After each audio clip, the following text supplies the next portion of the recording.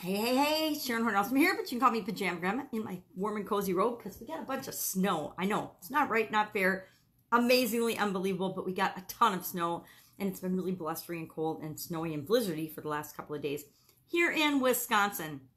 And sometimes I wonder, why do I still live here? But it's beautiful. It's beautiful as long as I don't have to go out in it and hang outside in it. But sometimes I like to go out in it, but mostly not in the cold these days. So day 446 of discussing and sharing and journaling. What am I doing now? What am I doing as I transition from the offline brick and mortar world to the online world? And a couple of things come to mind, of course, challenges, Women's Summit, and just change. And I want to talk about those a little bit quickly, and I'll try to be quickly because I've gotten some aha moments today. And I'm like, oh my God, why have I not thought about this or really acted upon it sooner? It's not like I haven't thought about it or it hasn't entered my mind, but it's pretty easy when we don't want to change something. We'll get an idea, we'll get an inkling, we'll get a notion about something, but then we very quickly and very easily sweep it away under the rug, back where it belongs, so that we don't have to deal with it right now. At least some of us do that. I've been known to do that. So let's talk about what's going on right now. Challenges. Today's day 20 of my Hook Story Offer Challenge, which I'm doing a great job doing it every day. I'm not doing a great job sharing it every day. I haven't been getting out and sharing it and putting it out there. And I think part of it is my resistance, my personal resistance to the whole topic and the whole dealing with chronic pain thing. And I know that's why I'm not putting it out there. It's my own personal resistance. I started a painkillers group. There's 3 people in it because why? Because I am resistant to sharing it. I've got 19 Hook Story Offer messages now that I could be, in videos that I should be and could be putting out there, but I'm not. So then the question becomes, why am I not? What excuse am I making for not doing that? Well, it's my personal fear and resistance to putting those messages out there, to putting it out there that I have been a person that's had chronic pain all of my life, on and off, been, debilitating or not, but I am. And so I guess my fear is, what does that say about me? What does that tell other people about me? And for some reason, I feel like it makes me seem weak and that I am not together or right. And so I'm resistant to sharing that. Now, the fact is, we are what we are who we are. We're all on this journey of personal development and growth. And part of my personal development and growth has oftentimes involved debilitating chronic pain. But it's hard to share that because pain to me means that I'm having an absolute breakdown in something in my life that is resulting in pain that just stops me in my tracks. And I'm sure I'll open up and talk more about that, but I'm realizing that the reason I'm holding myself back in that area where it's because I feel that way. Well, the thing is, everybody that's got chronic pain in some way, shape, or form feels that way. We feel like there's something wrong with us and we're not normal, and that's why we have this pain. Well, it's totally not why we have the pain. But we tell ourselves that, and other people tell us that, oh, just feel better. People say the dumbest things to people in pain or people with chronic pain. It's like when somebody dies and you're at a funeral. People don't know what to say, so they say stupid things. And you can let it hurt your feelings, or you can realize that people say and do the things they do because they don't know what else to say. They can't relate. They can't help you. Remember at my dad's funeral, people say stuff, and you just, inside, you hug them and you shake in your head and you're thinking, oh my gosh, that is like the most insensitive thing, terrible thing to say. But people don't know that. They don't understand until the experience or the situation happens to them. And then all of a sudden, you can always tell. It's really interesting. And a funeral is a good example. It's not a good example, but it's a good example because it's one most of us can relate to. Most of us have had, well, at least by the time you're my age, somebody really close to us pass away, or I call it transition. I call it transitioning. But I have a whole different perspective on the death thing.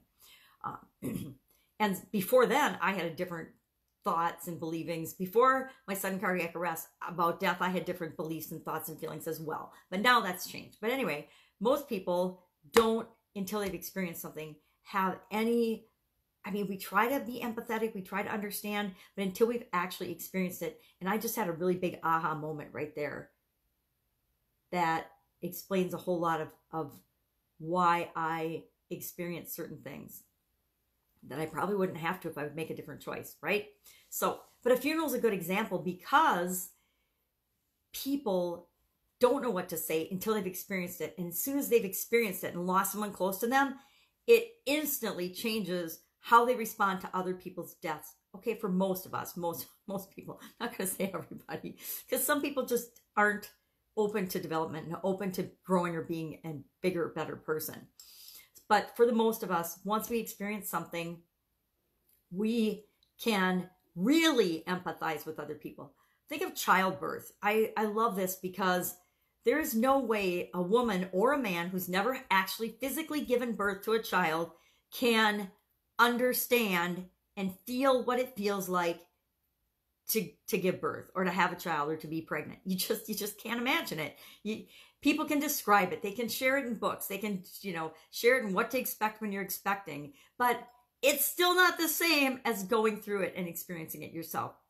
People can help to prepare you. You can read things and learn things from other people, but that is still not the same as you as a human being experiencing it. Same thing here. So I can't remember what I was talking about that. Isn't that funny? Empathizing and changing and challenges. Why I don't want to talk about chronic pain. But I suspect that deep down, I'm looking at coming up on a breakthrough because the thing I'm resisting talking about and being involved in and helping other people with is the exact thing that I'm here to help people with, talk about, and share with people in the world. So I will work through my own demons. They're not demons, but my own beliefs. I call my false beliefs my demons. I will work through my own demons about discussing and challenging and working on the topic of chronic pain because I know that I can help a lot of people with that. The fact that I'm sitting here is proof that I can help a lot of people with chronic pain and to take back their lives. It's absolute positive proof because by any stretch of the imagination, there have been several times in my life that I should not still be sitting here talking to you. Okay, so let's talk about challenges. Those are some of the challenges I faced in my life.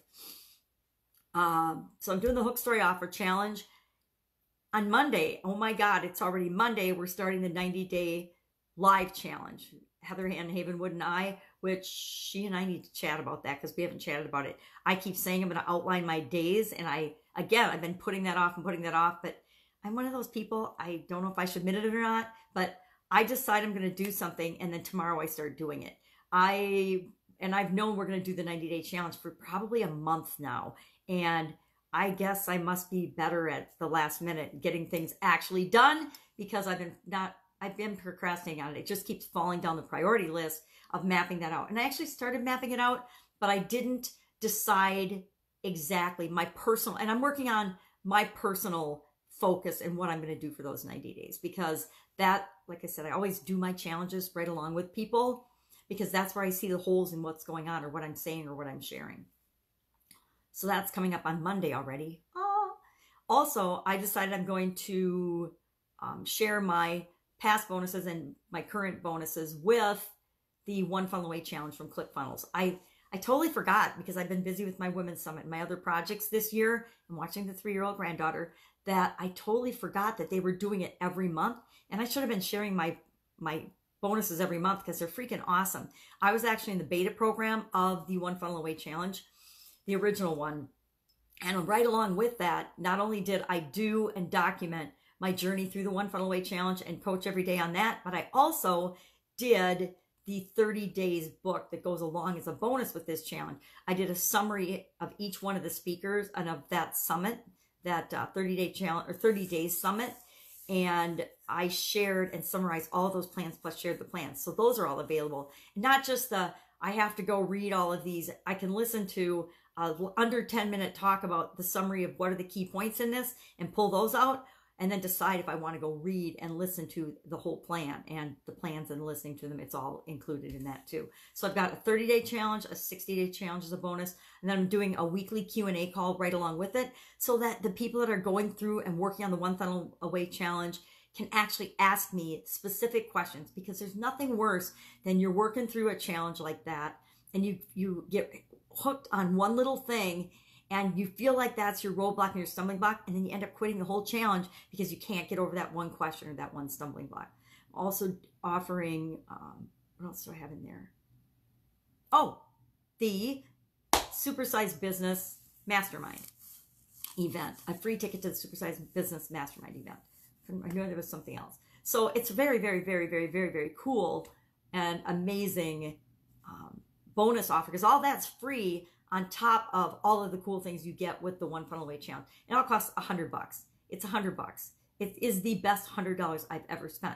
Because when I went through it, I was really, sorry about the alarm. I was actually surprised. And what I did is when I went through it as if I was a brand new person that had never heard of ClickFunnels, that had never heard or done any marketing. And that was the hat I put on when I went through it. And it was really interesting because I am a certified partner for ClickFunnels, and I've been doing ClickFunnels for 2 years. I've got hundreds and hundreds of funnels, hundreds of people and customers that I've helped coach through different aspects of using that particular software and doing marketing for their offline and online business. So what I thought was interesting was the things I got hung up on were the things that I thought were going to be super easy for me and that I would fly right through. Those are the things, because I was following their exact formula.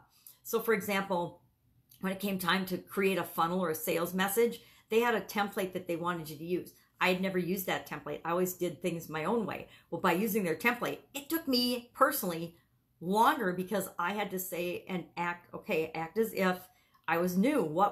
How would I do this if I were brand new? And I did it for a brand new product, a brand new service, and everything.